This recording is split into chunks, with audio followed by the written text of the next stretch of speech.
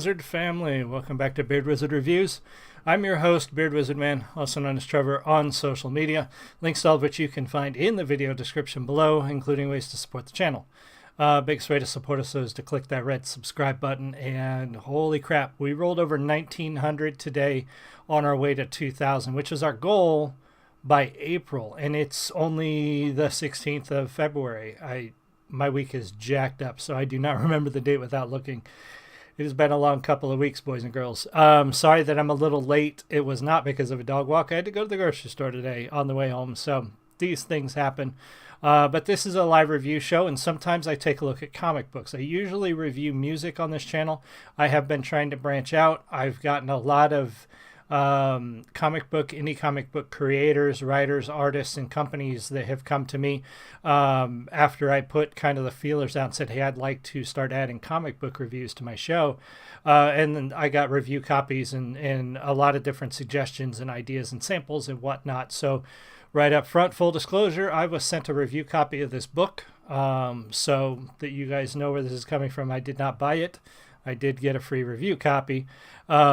But before we jump into that, something very important I also recently jumped into and I want to promote a little bit. If you look in the video description below, you're going to see a link for a Facebook fundraiser that not that I started, but that I've joined, called Stop Soldier Suicide. It's a topic. It's a cause that's very important to me. I have a lot of veterans in my family, a lot of active service members and retired, and a lot of friends who served. And the way our veterans are treated is not always the way it should be. Very rarely is it the way it should be. And the suicide rate among veterans is extremely high. So there is a 30-day dog walk that starts in March, but the fundraiser started early. So if you have anything, $1, $5, $10, whatever, doesn't matter. It would really mean a lot to me if you checked out that fundraiser link and were able to give anything. But if not, please do support the veterans you know. Please look for ways to share positivity and support to those people who are transitioning back into civilian life or who are coming back with trauma or suffering and need help. There's a lot of ways to support that aren't necessarily monetarily, so you can even look locally. I'd be willing to bet in almost every decently populated area there is some sort of service for veterans, for homeless veterans, or for help for suicide that you can contribute to, even if it's just time.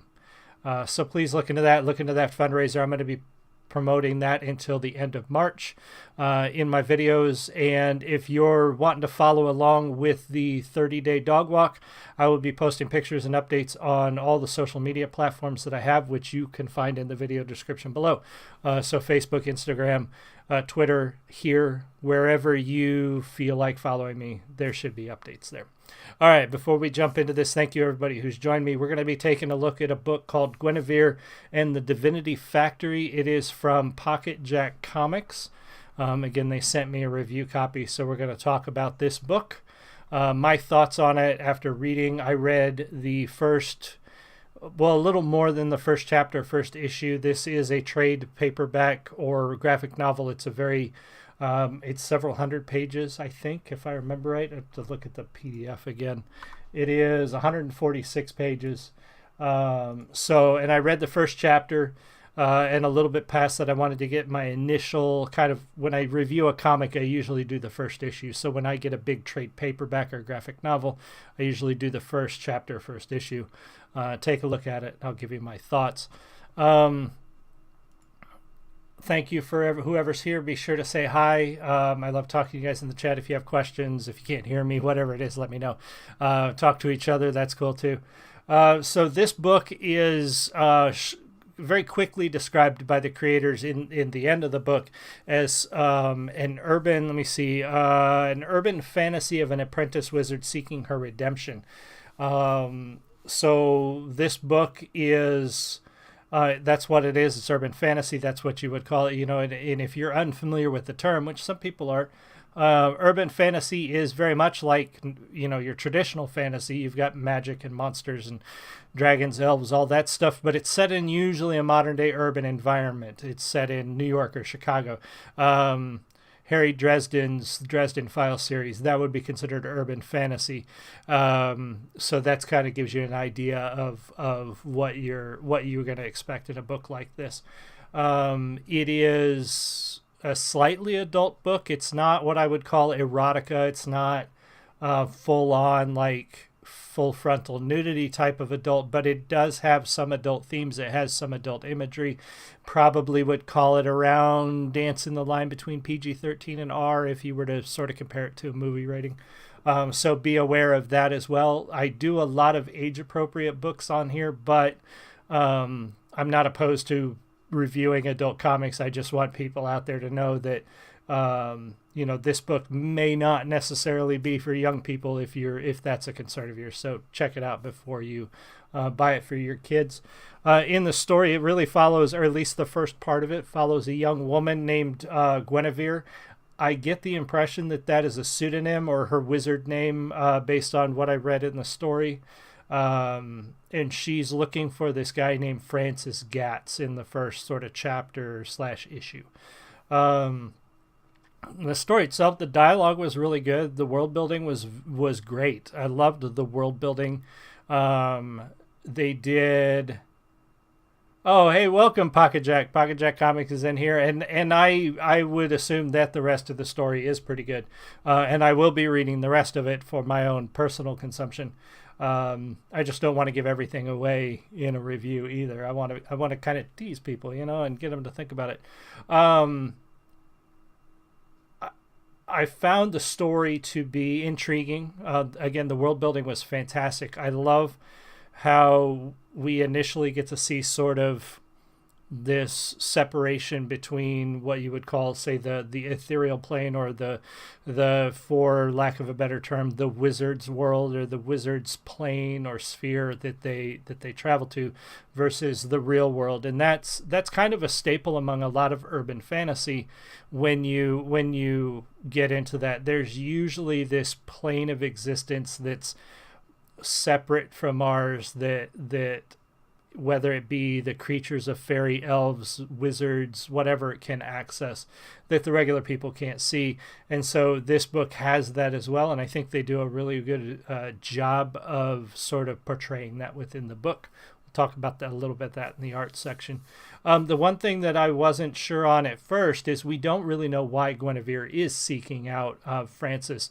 That is sort of a slow burn in the story. There was enough there, though. There was enough questions in sort of the first episode or first chapter to make you want to know more. You want to know why she's, just a little nugget of mystery. She clearly has some sort of past trauma, because when wizards manifest themselves in this plane, they come out as sort of like they're sort of stuck in a form that they're connected to in some way, and it's explained to her that her form is because she suffered some sort of trauma or something at that age, because she appears as sort of a young teenager.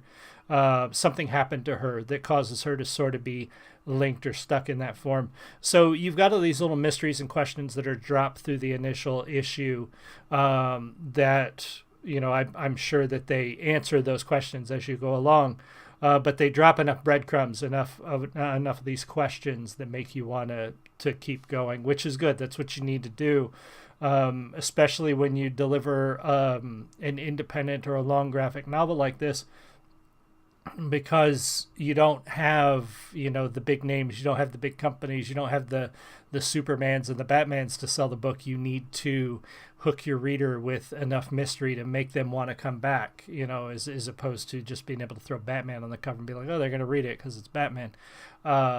So they did a really good job of that.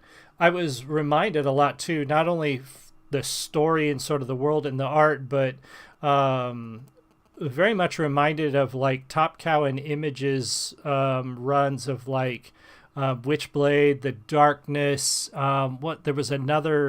There There was another book along that vein that was sort of an urban fantasy, one that I really enjoyed, but was more on the other side of the spectrum. Was like there was a book called The Magdalena that I really enjoyed some years ago, and so the art style, the world building, and sort of reminded me of those books. So if you enjoyed those books, if you liked Witchblade, if you liked the darkness, you would probably enjoy the story in this one. So with the story, again, really good. I think it was very intriguing.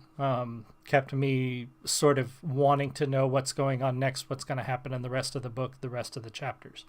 As far as the art, which we'll expand and talk about the art a little bit, again, I'm reminded of, Top Cow and Image at their height. The art is very good. It's very vibrant, a lot of great color, a lot of great use of shadow. The art really is where this book shines.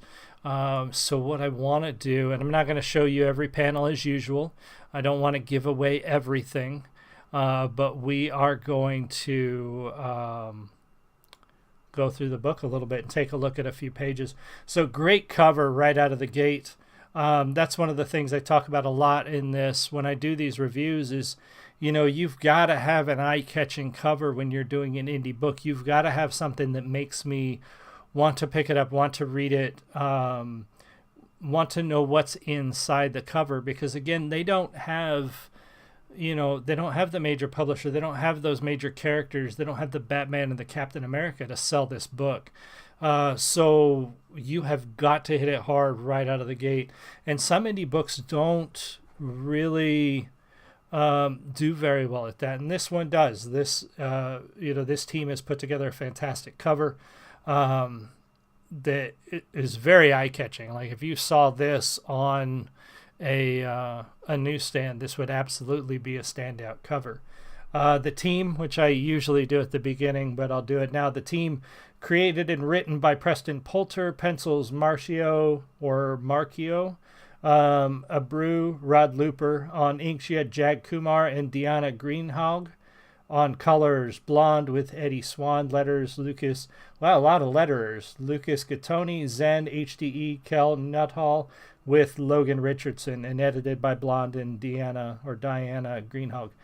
So a large team that put this book together too, and that's something you also don't see a lot in indie books, because indie books tend to be expensive and often do not turn a profit. Putting together a book with such a large team is pretty impressive, because there's a lot of cost that goes into that initially. So that's cool. As far as the art, like I said, very vibrant colors, very just reminiscent of the height of Top Cow and Image to me. It reminds me a lot of the books that I read from them, not just Witchblade and the Darkness, but in a lot of the titles, Lady Pendragon, the Magdalena. There was another one that I can't remember the title of. Several books out of that era that this kind of makes me think of, the sort of Mark Silvestri, in a way, that group of artists out of that time. For the most part, lots of great detail and great backgrounds. I found a couple panels to be a little cluttered, but not too bad. This is a party in this scene. It's supposed to have a lot of people in it. There's supposed to be a lot going on. It totally makes sense to have a lot of that going on. But again, nothing too drastic. It's not. I've seen some books where the background clutter or the panel clutter is so distracting. But I didn't really have that issue here. I didn't find anything where I was too distracted by what was not really important to the scene. The panels are laid out really well. You can follow everything. That's another thing that can separate your sort of indies from the professionals sometimes is if the panels are hard to follow. It's hard to follow the story if you can't tell where you're transitioning from. So they did very well with that. I didn't have a problem following along. Great full page, a good mixture of full page and different size cutout panels. So overall, the book's laid out really well. It's really It's beautiful to look at. It was a great book to flip through. Like Ed said, spectacular illustration, well done. Yeah, this is probably, of all the books I've reviewed, and I haven't done a lot yet, but of all the indie books I've reviewed, this is probably one of the best art that I've seen so far. And they've all been really good, but this one is pretty killer with the art. We'll look at a couple of other panels. Again, there is some slightly adult themes in here. There's not any full-on nudity, but you are going to see some adult themes throughout the book. But a good blend of color, a good look. I really enjoyed the art in the book. It's fantastic. So let's bring that down here. So yeah, it's trying to make sure I didn't miss anything in my notes. I normally do my live reviews kind of off the cuff, but with these comic book reviews, I tend to take notes as I go through them, and I don't want to sort of just ad-lib everything. But yeah, better quality art than I usually see. Fantastic use of colors and shading. I like great detail. The anatomy is good. Like overall, the art is fantastic in this book. One of the best ones I've seen. I'd say that if you like books out of Image and Top Cow around the era where like the Witchblade was really popular, the Darkness was really popular, I think you're going to enjoy the story, the theme, the art of this book a lot. So far, the story has me interested, so I think you would find it interesting if you picked it up, checked it out. You can. I put a link in the video description below to the eBay link to go get the book. I believe it's $22 for a copy. It is a 146-page full-length graphic novel, so you're getting a good chunk of comic book for that price, which is a good price for indie comics. Some indie comics are pretty darn expensive, again, because it costs so much money to make them sometimes. So they did. I think they landed on a good price point for what you get for the size of the book that you get, compared to sort of traditionally published trade paperbacks and stuff. That seems to be pretty much in line. And I think this would be a good fit for anybody if you enjoy fantasy, if you enjoy good comics set in, sort of this magical alternate reality or urban fantasy, however you want to call it. I think you'd enjoy this book. It's definitely worth checking out. The guys over at Pocket Jack Comics were great in supplying the information to help with this review, showing up. I appreciate you guys being here.